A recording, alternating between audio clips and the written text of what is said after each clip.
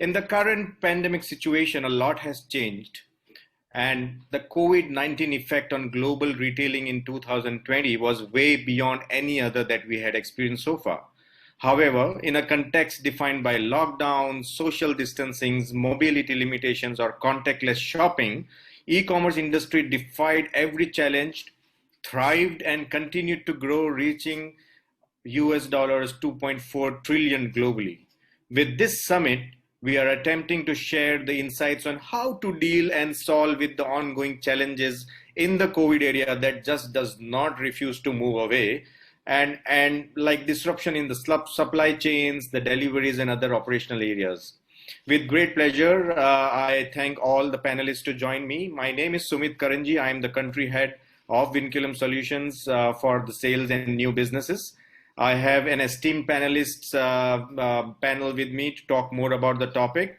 So without wasting much time, let me introduce each one of them, starting with Ekta Kamran, who is a general manager at Aldo from the apparel group for flagship brands Aldo and Call It Spring GCC, and an industry veteran in the retail and omni-channel businesses. An entrepreneur by nature with over 20 years of experience, Ekta packs a punch when it comes to sustainable business development, with hands-on experience in setting up robust business ecosystems and redefinable scalable business processes. Welcome, Ekta. Excited to hear more from you. Thank you, Sumit.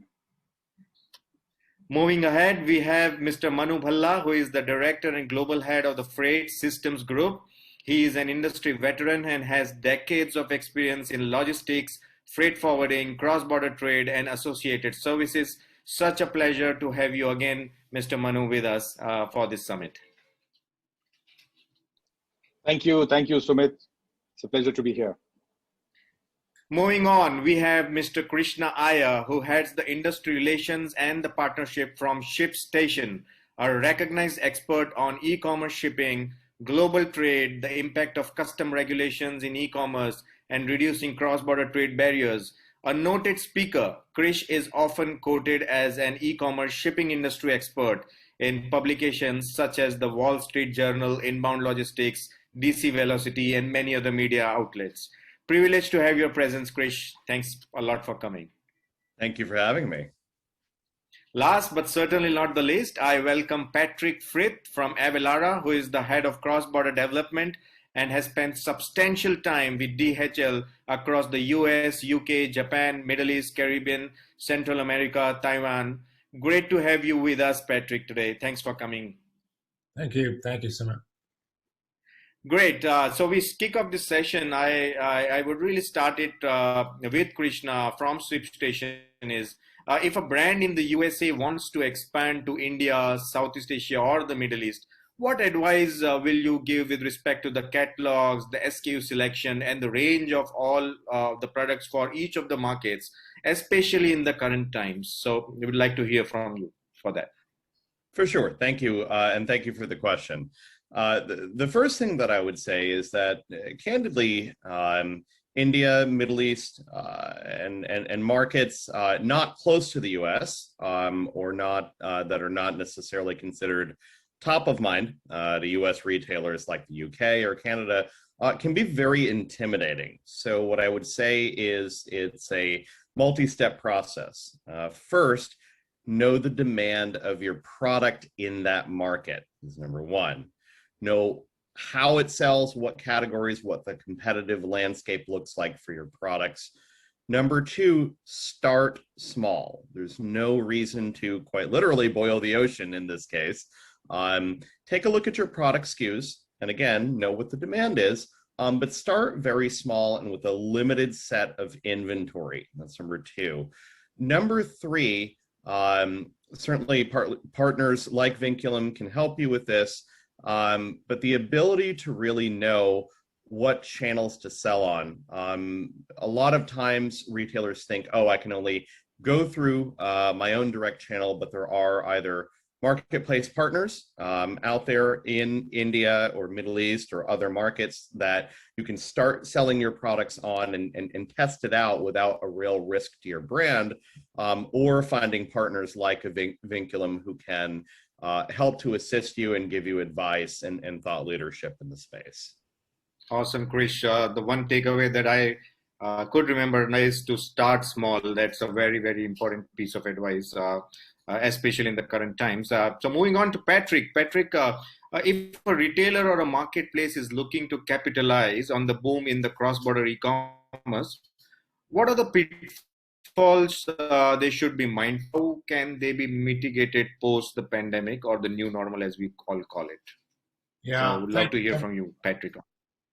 Thank you, Sima. I think first we need to acknowledge that when shipping across borders versus shipping domestically, it requires more complicated transactions, compliance, and of course you've got to maintain customer delight.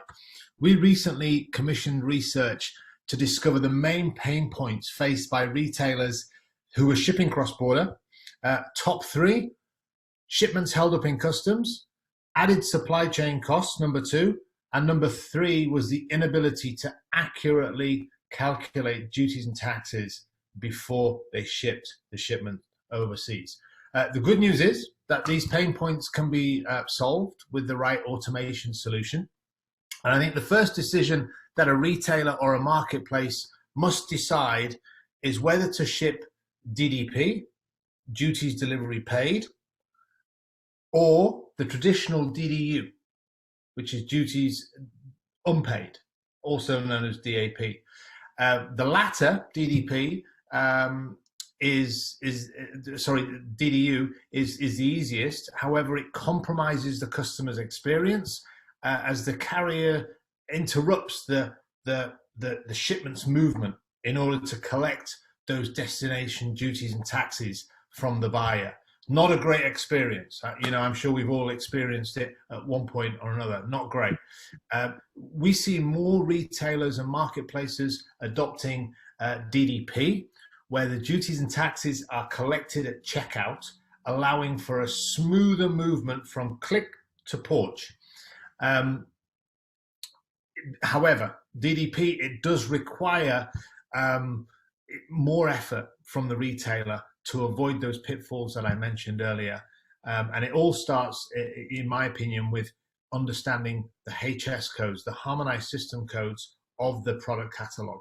Once those codes for their products have been determined, duties and taxes can be calculated accurately for every transaction at checkout, allowing for those sums to be collected and giving the merchant confidence to ship DDP, avoiding those pitfalls that I mentioned, and of course, getting the best possible customer experience.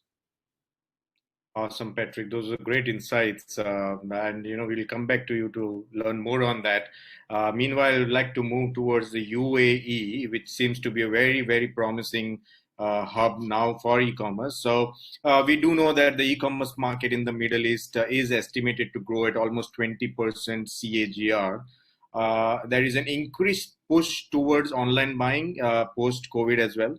Incidentally, Middle East also has one of the youngest population in the world, and more than 28% of the population falls in the age of 15 to 29. So we see that along with the high internet penetration, there is a robust demand on the online space that is coming. So my question is to you, Ekta. So the countries in the Gulf have a prevalent mall culture, which is now shifting gradually to online platforms as more and more brick and mortar stores are building online portals. Can you share some light with the audience on how all this is shaping up, what is happening with the consumer behavior, and what opportunities can foreign brands find in this development? Interesting question, Sumit. So like you rightly said, we have a lot of millennials and we also have a lot of Gen X now as part of the population. So UAE is a very small population. It's just 10 million in terms of size. But when you look at the type of spend that e-commerce portals get here, compared to even the most mature markets, so compared to say a US and Canada, which is around $45 to $55 per person, it's about $122 here. So which is like huge. And developing countries like India, etc., are less than $22. So the type of spend that you see on the e-commerce portals is extremely high. So coming to what is happening in the environment, I think we have a lot of government support. I mean, UAE is known to be a tax haven for many, many years. And the recent development of creating a free zone for especially e-commerce called the Dubai Commerce City, which is almost 2.1 million square feet of space that the government has created in Dubai, which is a hub which is only a free zone for e-commerce startups. So the government policies are also supporting a lot of e-commerce. So there is a business cluster there is a logistics cluster there, and there is a social cluster there. Also, when you understand the entire GCC market, we'll all realize that almost 80% of the entire logistics happens from Dubai as a port. So 80% of the entire distribution, import and export both put together happens from Dubai. So all these factors have really helped e-commerce companies grow. Coming to the data points on how e-commerce is booming here. So I will not go jump on to directly the noons and namshis. So just when we look at the top 10 brands in the market space.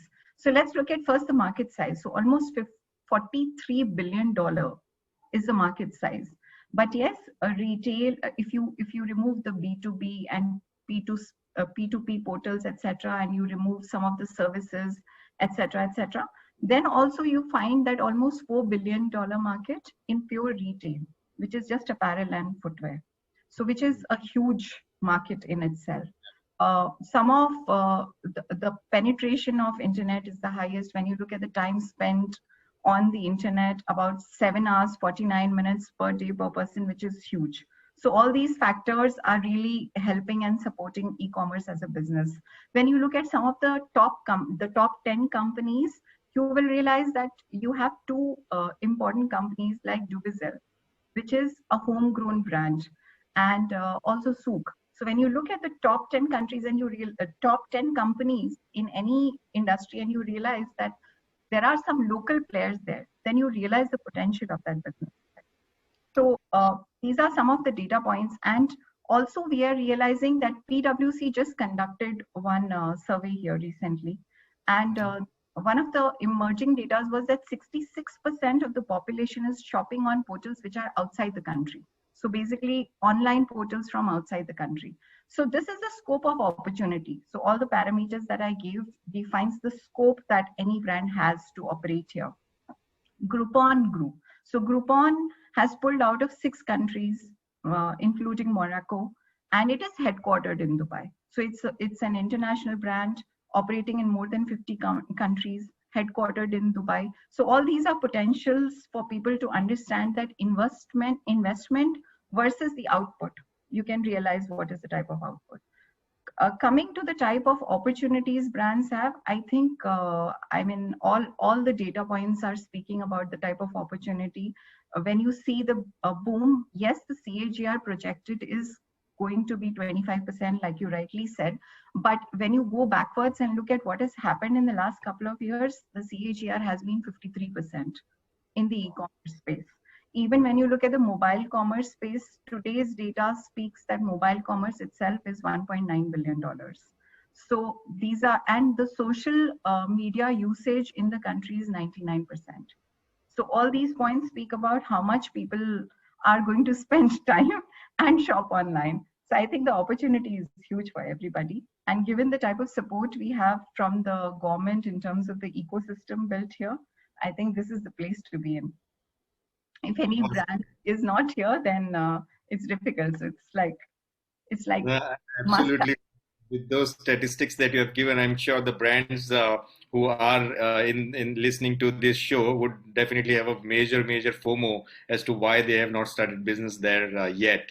But yes, that comes up, that brings another opportunities that a lot of brands would be interested to start business out there, but they would need some enablers and levers as to make this possible, so that all of it goes seamlessly. And that's where my question comes to you, Manu, from Freight Systems. What is the role, in your views, of an e-commerce enabler for a retailer or a brand looking to expand to the Middle East, and how important it is to choose the right partner? Maybe Manu, if you can throw some light on that for the audience, that would be great. Yeah, good. Thanks. Thanks for your question, Sumit. So I'll just quickly take a minute to introduce myself. So I lead contract logistics and e-commerce globally for the Freight Systems group of companies, which is headquartered in Dubai. And we're a 30-year-old company and operating in about 20 countries now. A few years ago, we recently sort of got into e-commerce, and it's been a very interesting journey. And Ekta has already covered a lot of the data points, so that's made my role easy. So we all know that it's a very attractive destination to either launch or expand into in your e-commerce business. However, like Sumit said, it's very important to have the right partner or enablement partner in UAE. The reason is that, of course, like every other country, there are complexities.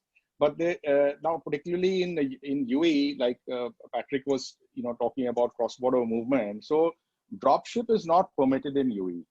So, like many countries permit dropship. So you need to have either your own office there, which is an importer on record, or you need to have a partner who will be the importer on record, and then you can trade comfortably in UAE. So that is one important thing, is that the person, or let's say the partner you select, should have the capability to be an IOR. So for example, in our case, FSL Shop Easy, we have an e-commerce trading license. So we are licensed to be an importer of goods on behalf of various brands. Now, what I've seen recently is that many brands from all over different countries just ship to UAE directly into, let's say, UAE, Amazon or Noon fulfillment centers without having an IOR. They just tell the logistics company, you go and deliver to the fulfillment center. Now, it's fine because Amazon or Noon will not be the importer on record. They will permit you to deliver to their facility. And typically the logistics company then ends up, doing that activity and filing the IOR on behalf of the foreign company.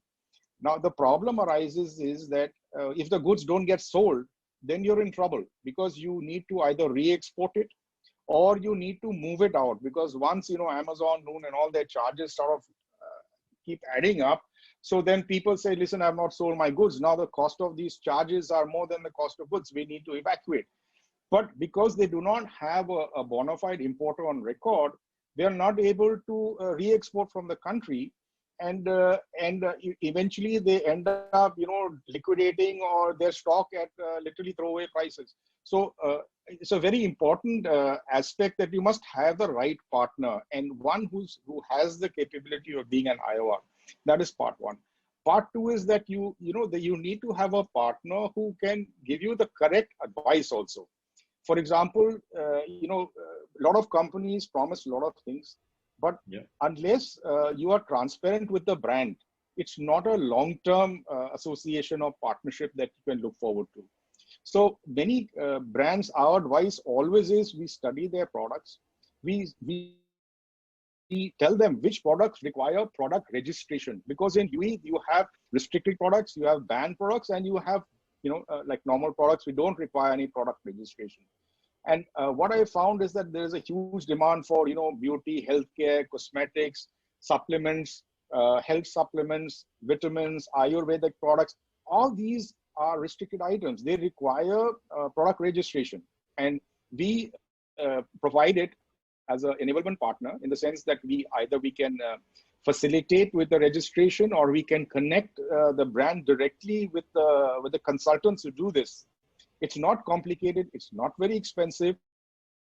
And, so my advice for any brand going there, if they have a product which, has certain claims in terms of health or quality or which fall in the category that require registration, it's very important to do that. So it's things like this that help. And obviously the partner has to be trustworthy, not somebody who will take your money, because eventually if they are selling, they're collecting money on your behalf, and then is not, willing to remit the money back to the brand. So So please do select the partner correctly. I hope that answered your question, Sumit. I can keep talking, but there are many. Absolutely, it Yeah. did, Manu. I mean, it's Thank very you. important. It's Thank very you. important to have the right partner because let's say if you want to expand globally to as many countries as you want, if you cannot go there directly, the partnership route is the route which is ideal for the brands. So absolutely bang on there, Manu, and we'll come back to you again. Meanwhile, I just wanted a different perspective. Let's say maybe Krishna, if I had to ask you, what is the reaction that you see from the e-commerce brands when you pose Southeast Asia or the Middle East as a potential expansion markets for cross-border whenever you interact with them, and then probably after that we'll come back to Patrick and understanding how to manage the compliances. But what is the first reaction that you normally get from the brands, Krishna? It would be interesting to know. There's a few reactions. They either get scared and run away from me if I bring up India, Middle East, other markets in Southeast Asia. Number two, they will sometimes tell me horror stories. I'll give you an example. Ekta will appreciate this, but a lot of times shipping into Dubai and the ports, the general customs rule says can't import in items offensive to Muslim culture as the general ruling. But who determines that? So that's where I would say, going back to my earlier advice on starting small and knowing the market, finding out the nuances of the market and the demand, but having boots on the ground, so to speak, somebody there that can give you a perspective, hey, this will work, this won't. Because like I said, that's a very broad customs rule of saying items offensive to Muslim culture. So I would really say that for a lot of brands, it's intimidating. But to Manu's point, finding the right partner in market that can help you, not just with the clearances, but just knowing that market is extremely important. I think the final thing that I would say along those lines is that we all know there's a large diaspora of Indians, certainly people from Middle East and Southeast Asia in general, if you're in the US, in markets like the US, Canada, UK, that are typically Australia, that are typically considered maybe a little bit easier. So sometimes trying to appeal to those customers from that background in those markets can also be a great way to start, learn the nuances, and then actually get into the Indian market itself, hopefully with Vinculum and Manu and his company and others and Patrick's as well in the mix. So sure. Let me jump in for a minute, Sumit. So I think to Krishna's point, you are right, Krishna. But so what is happening in UAE is that we have a lot of companies and new platforms. So in terms of an environment enabler, even the digital payments is one of the things that is really triggering this e-commerce growth. So the payment enablers, and especially a new scheme that has come, a new introduction of an authentic solution of biometrics that has been launched by Abu Dhabi Islamic Bank in association with Visa. That is also going to transform the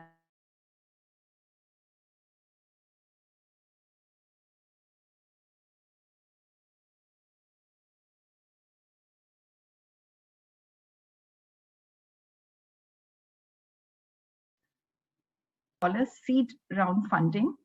And the only job that they do is that bring in all these people who want to trade in the Mensa region. They want to help them, support them with all with establishing their e-commerce web. And so they create a support system right from giving strategy to giving them inputs on how to do clearances and to be able to sell to the right customers. But like you say, start right and start small.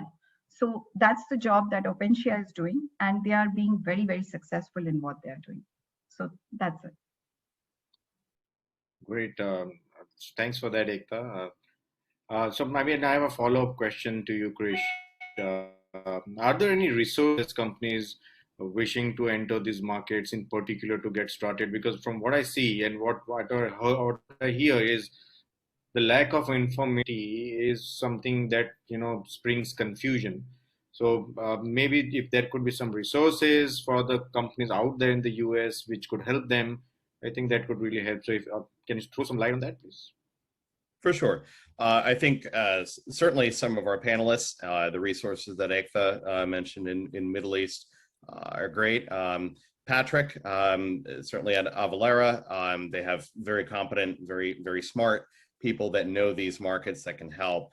Another resource we have here in the US to really promote exports out of the US. So exports out of the US, but an import obviously into Middle East, India, Southeast Asia, is the US Department of Commerce has an organization called the US Commercial Services, which is specifically dedicated to the idea of promoting exports. So if someone is watching this and is a merchant in the US, go to export.gov, and you can find a lot of resources that bring you up to speed on the market. And if you engage with them directly, oftentimes they will actually even find somebody in a destination market who can coach you and work with you either for free or for very minimal charges. So it's an excellent resource that's out there that a lot of people don't know about. Awesome. Sure, Chris. Thanks for that. And Patrick, here is where the complex question comes: is how can the international sellers manage the compliances and the tax liabilities in the destination countries? You have been working with Avalara. How important? You also mentioned about the HS code. How important is the HS code for international shipments? Although the question may seem to be very easy but we have a lot of people in the audience who really had given us this question to be asked. Especially from you, and that's why I'm bringing it up now and not in the Q&A. So how can this manage the compliances and the tax liabilities, and how important is the HSN code for the international shipments, Patrick? Right. So Sumit, I think the first thing here to note is, and it's very important, is that all countries have their own specific compliance requirements and thresholds. And furthermore, these requirements vary country by country. Every country has a right to protect what enters into that country and how they treat it. So it's the sovereign right of a country, and countries have different views on how this should be done. So that immediately is complicated. International sellers, marketplaces, retailers need to consider restrictions of products, prohibited items, de minimis values, sales tax thresholds, and these vary. These vary by country. Those amounts vary by country. Furthermore, countries change these thresholds and these variables periodically. So it's a constant moving target, multiplied by 220 countries. Of course, sellers can research these variables. They can go to customs websites, government agencies, for each and every transaction to all the countries that they ship to. Alternatively, here at Avalara, we manage this complexity on behalf of our customers. Regarding the HS codes that you mentioned, these are vitally important. It's a product identification. When you send a product from one country to another, you'll be writing the description of that product in the shipping documents, most probably in your native language. Who's to say that that destination country is going to comprehend that language? They may not. So the HS code identifies that product. It's a numeric code. It identifies that product and effectively allows us to communicate from one country to another. Knowing and using these codes correctly addresses all the compliance and liability issues that we've just mentioned. HS codes allow us to identify restricted products, prohibitive products at a country level before they're even offered in product listings on websites.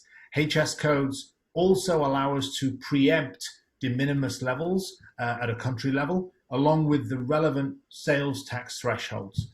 So HS codes allow us, therefore, to calculate accurately duties and taxes. So the amount, the correct amount, not a penny more, not a penny less, is collected, filed, and remitted to the government of those destination countries. All in all, you're compliant. You're declaring the product entering the country compliantly by using the correct HS code, and therefore triggering the correct collection of duties and sales taxes, which you can then subsequently remit and keep compliant, fiscally. So again, Avalera, we help customers classify their product catalog. We do this to every country in the world.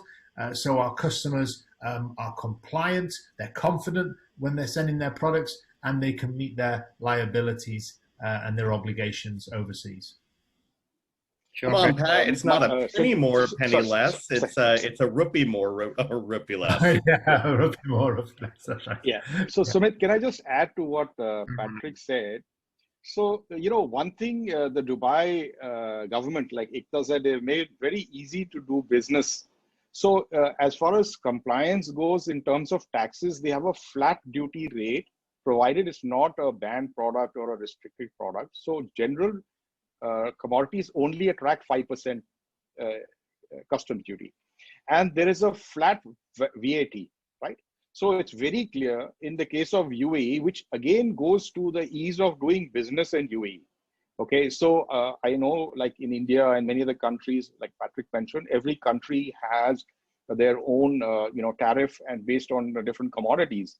But that's where it becomes super easy to do business in the UAE because it's 5% on VAT, provided it's an item that can be imported, and 5% is the duty. And I'll go one more point to say that, the threshold level. So the government and the Dubai customs, they make it very clear in terms of B2B and B2C business, right?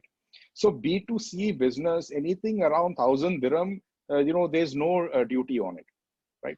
But that's sort of B2C. But if there's a B2B movement, then it becomes a different category, right? So it's although it's complex, UAE is a lot easier than many other countries. Like, for example, we have large operations in India, and we know that the complexity in India, especially for bringing imports into India. So I just wanted to add that UAE, from that perspective, in terms of compliance, is very simple compared to the others. And HS codes is an international norm. Anybody doing shipping, has to comply with the HS code, and there should be no misdeclarations. And there are systems. For example, our system, the world HS code is already encaptured in the system. So the moment you select a commodity, you get the HS code image. So, I mean, there are tools available. It's not so complicated. Thank you. Sure, Manu. I mean, I'm sure there are tools available, and with this summit, our audience would know where to go, what to look, and who to find if they really need to look further for these tools. So, in fact, my next question was to you. You mentioned about that it's not so difficult to do business in the UAE. What we have also known is UAE has set up e-commerce hubs that are facilitated by the government, which can appeal to the international markets. Can you throw some light on how this helps any international brand, and in your experience of making brands enter UAE markets and not just let them think from the fence as to whether they should really cross the line, they should really go start doing business or not.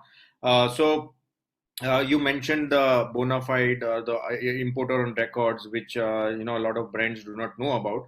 So what are the kind of facilities that the government has now made, and also if you can touch upon the IOR part as well, that would really help the audience a lot. So thanks, Sumit. So see, first of all, I think most people know that Dubai is one of the most efficient airports and seaports in the world. I think it's ranked within the top 10, both on the air freight side as well as the ocean freight side. And traditionally, Dubai has developed as a regional logistics center for the entire GCC country, MENSA, and in fact, we've also had for some of our garment clients in Europe, we use it from countries like Bangladesh and India as a hub where we are doing a multimodal transfer of sea air or air sea or air air from these countries.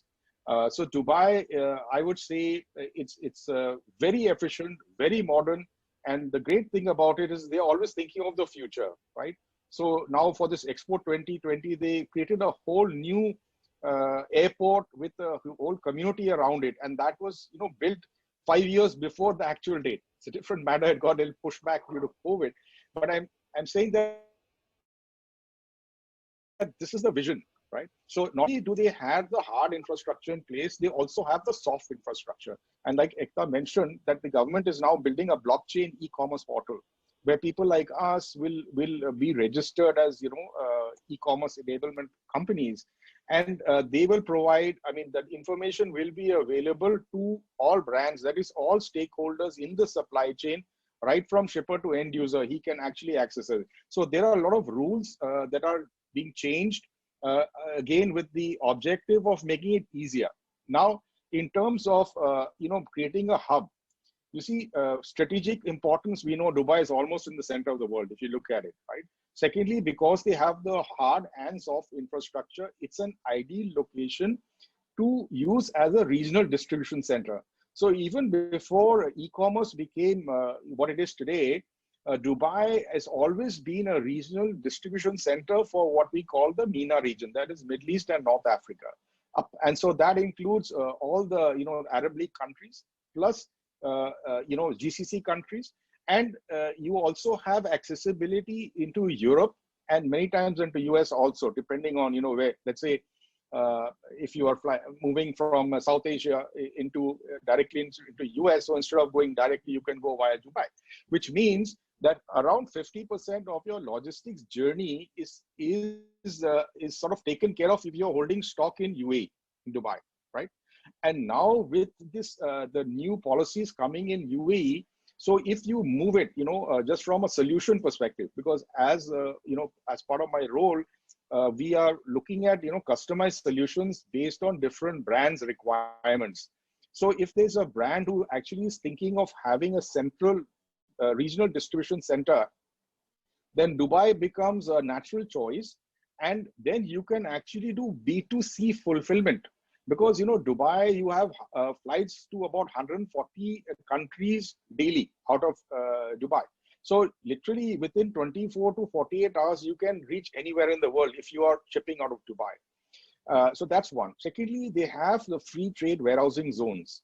Now, so if you can segregate what part of your volume, let's say if you are shipping, say 100 units of a particular product, you can say, out of that 50 units, I'm going to keep for sales in the mainland, right? And so those shipments, we can do the duty pay the duty and VAT, because that's for mainland consumption. And if we know that 50% of that quantity is for re-export, so you don't have to pay the VAT and the duty, we hold it in the free zone, right? And we as Freight Systems, we have free zone warehouses also. So we can store the goods there. We have to demarcate what is actually for mainland consumption and what is for re-export. So the re-export cargo can actually move out without any duty and VAT payment, provided it's filed for re-export, right? So you're holding it as a transshipment hub, like you mentioned. And with that, you can actually not only do B2B fulfillment, you can do B2C fulfillment also out of Dubai from a solution perspective. But I think we have to understand that the cost of logistics also gets defined with the size of the shipment. So let's say if you're moving, 100 kgs of a one shipment, right? And you compare with one piece, right, which may be 5 kilos, 5 kgs or 10 kgs. So the cost, there are certain costs which are fixed, so those are going to be charged anyway. So it becomes important to select what we call the MOQ, that is the minimum order quantity, which becomes viable to fulfill. So, I mean, like I said, it's a very interesting topic and it's very passionate for me. So if there are any people who would like more information, I'm sure Vinculum team can share the email and we can take it offline if there are any specific queries. Sure, Manu. And while you are up at that, just a very small question on the Kingdom of Saudi Arabia. Also wanted to know how easy or difficult it is now to do business there, because we have got a lot of inquiries about the KSA. So if you can just spend maybe 30 seconds or a minute Sure, on. sure, sure. So KSA, so we've had some changes in legislation very recently in UAE, where there has now been an import duty of 15% being levied on shipments coming out of UAE, right? So I don't know the future of that and whether it's going to change, because you see, UAE had been to its advantage, developing as a fast-growing regional hub, and the other countries were feeling that they've got left out. That if everybody is going to use Dubai, then how will our e-commerce business grow? So therefore, they are, it's a question of, I won't say trade barrier, but they are trying to say that we want to develop our own ecosystem for e-commerce in Saudi. Having said that, doing business in any case is complex in Saudi compared to UAE, right? And particularly in the retail side, there are restrictions of retail trade. You need to have a local, Saudi partner to have a license to trade in retail products. So like a foreign company cannot go and operate in Saudi trading in retail products. Yes, you may do in industrial products, or you may have a local partner, but then the local partner has to have 51% stake. And if you are a foreign company going in, then you have a very high cost of trade license for retail, right? And it's something like, if I understand correctly, the last count, it was like 3 million Saudi riyal or something like that, to actually have, for a foreign company to go and have that. Therefore, and it's also, again, very important to have an IOR, an importer on record in KSA. So if anybody wants to go to KSA, please select a right partner who has a trading license in retail products, and also will be your IOR. So KSL continues to be complex, and with the changes in legislation, we have to see how it plays out. Thank you. Sure. Thanks a lot for that, Manu. I would also love to have Ekta's views on that. And another question for you, Ekta, is that we have almost kind of got this insight from the forum that it is not very difficult to do business. In fact, it's the opposite in the MEA. And I just wanted to request you if you can highlight an example of any omni-channel brand that made a great entry to the Middle East, and what you thought was the mantra for the success there. So maybe it will pep up everyone a bit and give us insights on that. So thanks. So to add to Manu's point about the ease of doing business in UAE, I want to also add, he's covered most of it. Just 1 or 2 points that we can add is probably in terms of time frame. It just takes about 7 to 8 days to set up a company and start trading. So that's the type of a time frame it requires for somebody who just enters, including trade licenses, including a virtual office that they will get, including visas and everything. It's just 8 days. The other thing is that the cost of establishing a company like this is extremely low. So in almost like 8,000 dirham, you would get a virtual office space with 1 visa and a trade license in something like a Dubai Commerce City, what we just mentioned, which is like a new hub that the government is supporting. So the ease of doing business is very, very low, and even the compliances bit he has already covered, but the cost and the time frame, which is also, time is also a cost. So that is also extremely low. So that all that supports the ease with which you can do business here. Coming back to some of the omni-channel brands that are doing very well, I would like to just share some brands. So like I said, 66% business is still coming from outside of the UAE portals, from the consumers who are shopping and ordering things from abroad. When you look at the success of brands like Shein in the region, so everybody's talking about Shein nowadays. So I think everybody knows over information on Shein. So I will go to some other brands. So let's talk about something like Pretty Little Things or Boohoo. So Pretty Little Things is a brand from UK. So I'm first covering the e-commerce space, then I'll come to the omni-channel. So in the e-commerce space, Shein has done exceedingly well with us. Pretty Little Things has done exceedingly well in the region. Boohoo has just signed up with Al Shaya Group.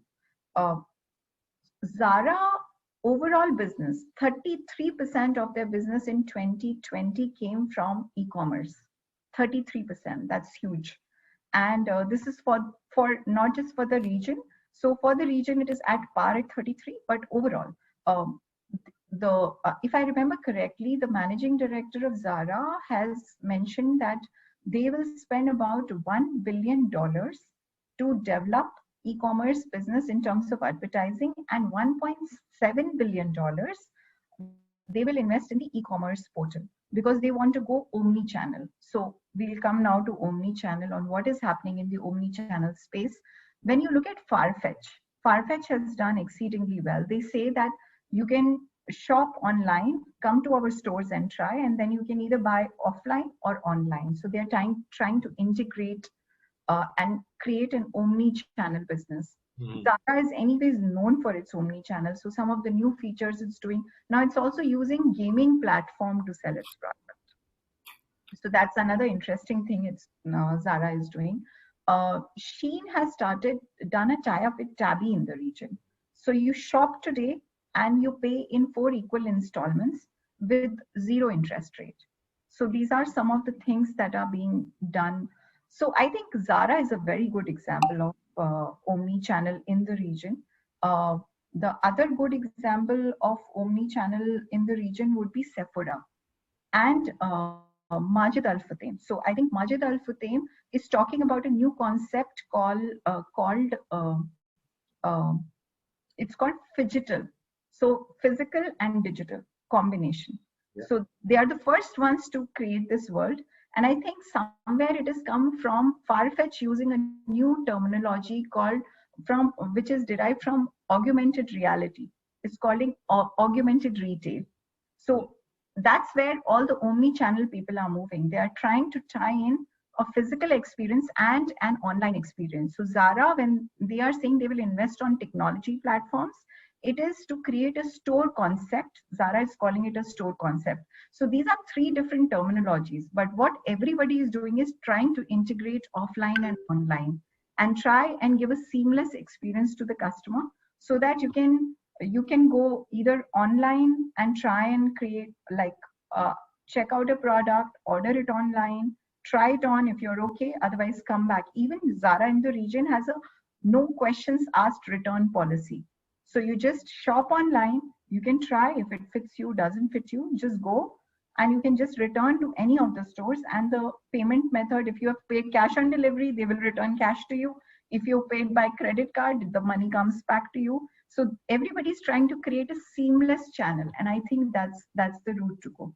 So their success mantra has been, as per me, a seamless integration of experience for the customers, without telling them, ma'am, you shopped this online, please return online, or you bought it from the store, go back to the store. I think creating a seamless experience for your consumer is where omni-channel will have to live. Awesome. So yeah, I mean, sorry, Manu, can I add one more thing to what Ekta said in terms of doing ease of business? So one of the points is, we talked about complexity in custom clearance. Most of the shipments in Dubai, if your documentation is correct and has been sent in advance, you can clear the shipment the same day. Yes. Okay. So that is something which is absolutely fantastic. And they've also created, bonded routes for movement from the seaport to the airport and vice versa for multimodal movement. So that is really something amazing. And all these things come back to doing the ease of business, right? Thanks. Sure. So that was excellent insights. In fact, seamless integration and ensuring that the customer experience remains the same, whether they shop online, offline, or from the store, buy online or return to the store, or walk into the store and return online. All of these experiences have to be seamless and uniform. That's what makes a true omnichannel. And bang on there, great insights there, Ekta. We have started some questions as well. So I'll take those questions as well as we move forward. So we have a question for Krish. It's specific to ShipStation. The gentleman would like to know in brief what ShipStation does and whether your partner network fulfills channels like Walmart. So if you can take that one. Sure. Our platform is, our mantra is wherever you sell, however you ship. So we are the platform specifically here in the United States, Canada, UK, Australia, New Zealand, France, Germany, a few other markets soon, hopefully India in 2022, that allows brands to create customized workflows based on selling their products across channels like Walmart, like you said, Amazon, eBay, many others, including their own direct channel using the carriers and fulfillment options of their choosing. So to answer your question, that's what we do. We are expanding globally and hopefully to India very soon. I'm very excited about that. But then also to expand with channels, like you mentioned, with Walmart and really hundreds of other marketplaces that are around the globe. Sure, Krishan. Just another question from Rahul is, does your company also help in the liquidation of any unsold stocks in any way? We don't personally, but we do have certain fulfillment providers and an extended network of partner providers that do engage in the liquidation market. And I think that's actually a market in e-commerce that isn't talked about enough is liquidation. So perhaps a future Vinculum conference can talk about that as a concept. Sure, sure. Thanks a lot for that. We have a question for Ekta. Ekta, how is your group doing in the Middle East? That's exactly the question, verbatim. What all countries are you present in? Any tips of brands who want to enter? What are the two top things that they should keep in mind?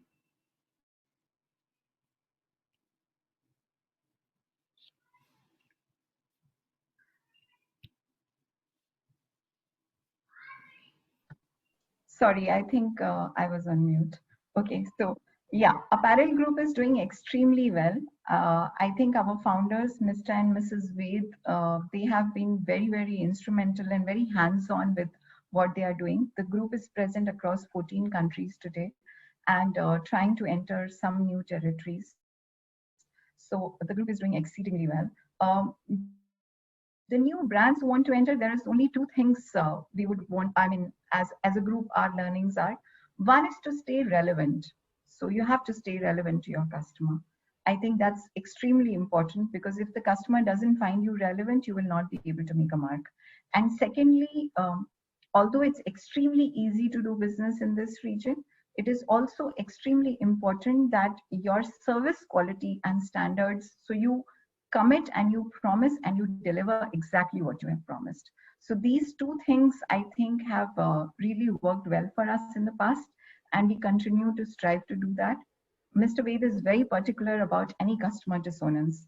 So just to give you an example, while we have a customer team, customer service team, we call it the customer happiness team, but he personally looks into each and every single email that comes to his desk. So he's very, very particular about how we treat customers. And so staying relevant and the quality of service is what has kept us where we are today.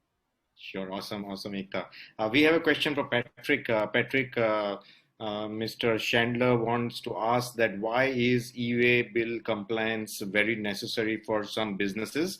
And what if they do not use any automated tool to do that? Where would they stand? Sorry, could you just repeat that first part of the question, please, Sumit? So yeah, Patrick, the question's first part was, why is the e-way bill compliance necessary for businesses?